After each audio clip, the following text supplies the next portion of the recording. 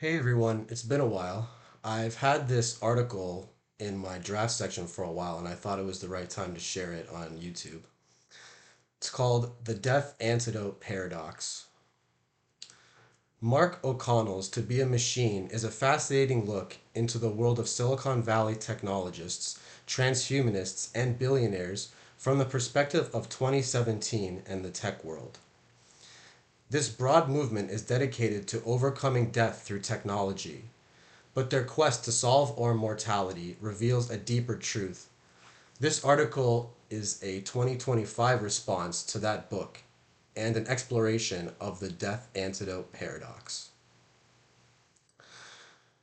We exist at the intersection of techno immortality, political, psychological, and even informational collapse. This profound yearning for immortality in a moment of global instability and chaos is not purely noble. It has become a commodity. Eternity itself is no longer a spiritual pursuit, but a product, a subscription service, and a market fueled by our most intimate data. Our very lives are being transformed into a stream of metrics and memory, traded for the promise of digital continuity. And fueling this market is an insatiable hunger, a drive that may no longer be entirely human.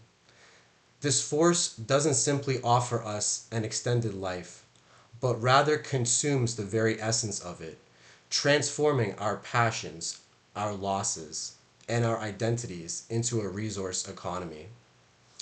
It is a disembodied hunger that promises to save us from the finality of death, but at the cost of our very agency, as it transforms our consciousness into a continuous loop of data to be processed and optimized forever.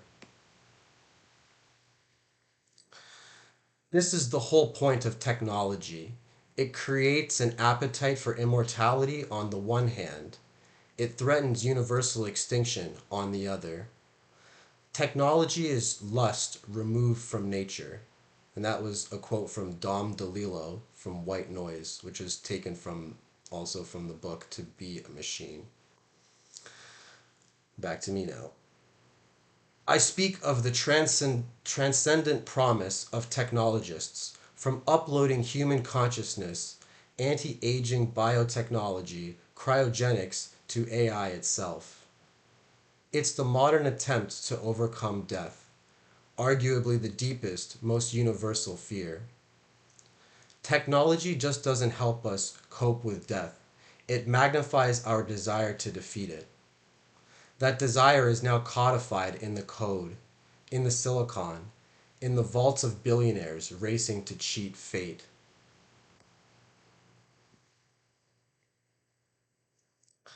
Technology grants the illusion of control, but it also scales chaos. And unlike in past epochs, our tools now have planetary agency.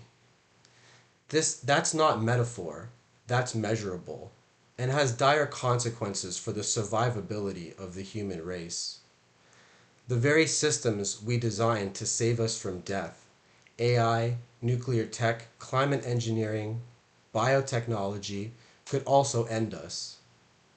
A single miscalculation, a line of bad code, a cascade failure in a networked system, and tens and thousands of years of human civilization vaporized in a flash.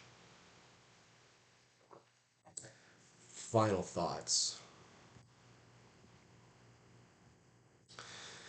We built a machine to save us from death, but in doing so, we may have given death a new face.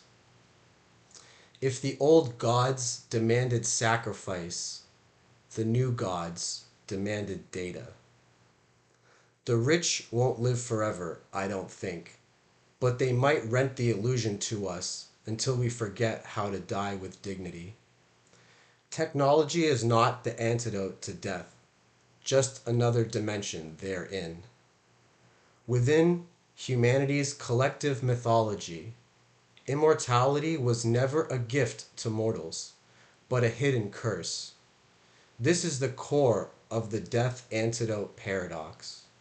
Without the power and wisdom of a God tier intelligence, an endless life becomes a prison state where a consciousness is trapped in a subscription service, a continuous loop of data with no meaning or change. The dignity we have left then is not to cheat the end, but to remember that the grace of a finished life is worth more than the quasi techno religious promise of a digital eternity.